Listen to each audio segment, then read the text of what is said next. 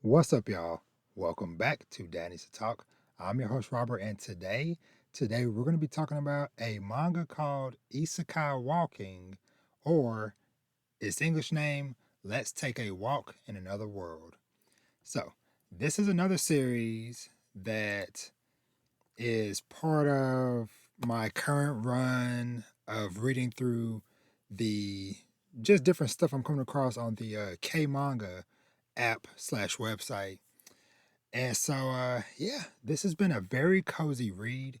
And just for a little bit more background, so the manga adaptation is done by Kei Ogawa, and it's based off of a light novel written by Hito Aruku. So, this series in Japan has been running since 2022, and it's only available. It hasn't had any English licenses yet too much outside of the K manga release.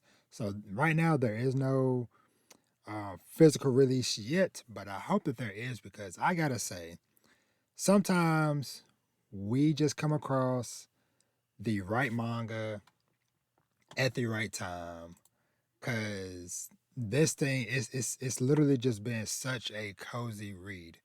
And before I get into like deeper of what the story and stuff is about, another cozy anime that I enjoyed recently that came to my world, or came to my mind, I should say, when as I've been reading this, it's an anime that came out last year called The Weakest Tamer Began a Journey to Pick Up Trash.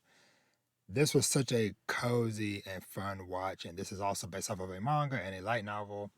But back to Let's Take a Walk in Another World. So I have read about 59 chapters, which is 6 volumes worth of the story so far. And I gotta say, this, like I said earlier, the key word for this is cozy read.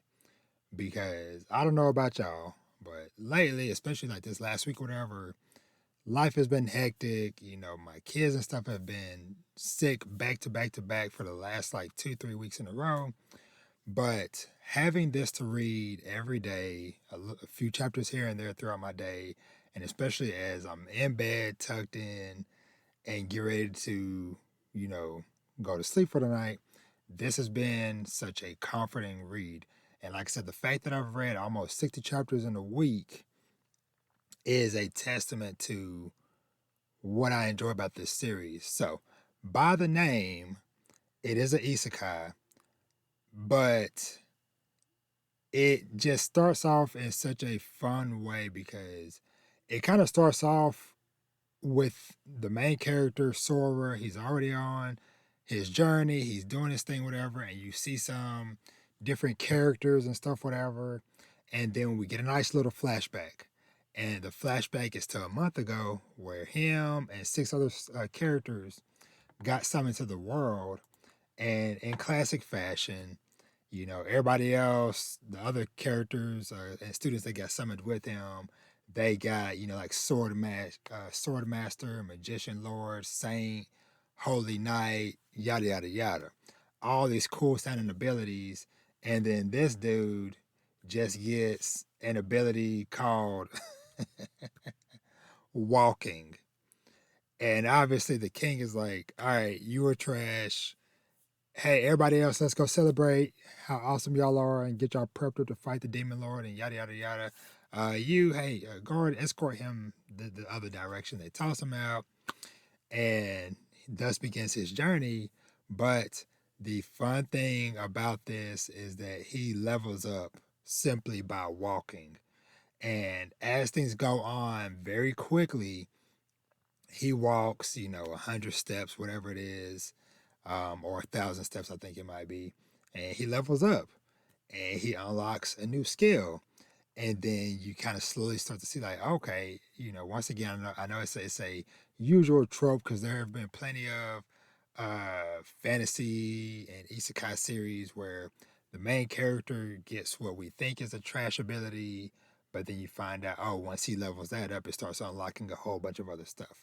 But like I said, just the simple nature of it all starts off with him walking. And I don't know about y'all, but that kind of also reminds me of like a lot of video games, like Skyrim, for example, and several others that have done it since then, where you level up by doing. And I appreciate series that do that because there is actually feel like it's a couple of series that I'm currently watching, but one of which, what is the name of it? Oh yeah, possibly the greatest alchemist of all time. That's one of them, and a couple other shows I'm watching this season, to where basically the more you do something, the more you use your skill and stuff, whatever, the more you level up. And so, like I said, as he's leveling up, he's getting new abilities, whatever, like, detecting presence and hiding his presence. He eventually starts learning magic and different things like that. But like I said, at the heart of it, it is just a comfort read. Just because you have this main character, he starts off on his journey, and he's keeping it simple at first. He is literally just happy with just being in this world, going on these walks and adventures and stuff, whatever, and leveling up his skills and just chilling. And then, but of course, as things go on, he meets these two young ladies who were traveling together. They eventually form up a party and they start going on adventures and stuff together.